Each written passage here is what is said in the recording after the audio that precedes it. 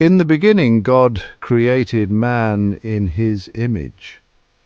But what happened after Adam and Eve left the Garden of Eden? Who were their descendants, and what secrets does the ancient genealogy of Genesis 5 hold?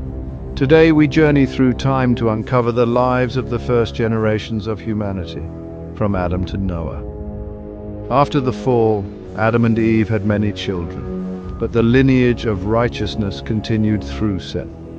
And from Seth came Enosh. And from Enosh, generation after generation, men were born, lived long lives, and died. But there was one man in this list who did not see death, Enoch, a man unlike any other. He lived 365 years, much shorter than his ancestors, yet his story stands out. The Bible says Enoch walked with God, and he was not, for God took him. What does this mean? Did Enoch escape death? Some believe he was taken directly into heaven, a foreshadowing of the future resurrection and rapture. Could this be a glimpse into God's greater plan? Then we have Methuselah, the longest living man in recorded history, 969 years. But here's something fascinating. According to biblical timelines, Methuselah died the same year the Great Flood began. Was his long life a symbol of God's patience before the coming judgment?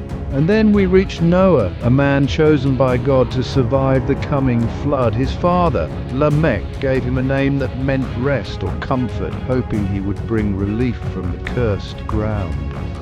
Little did they know, Noah's life would mark the end of one world, however, and the beginning of another. Genesis 5 is more than a list of names. It's a message of hope, faith, and divine purpose.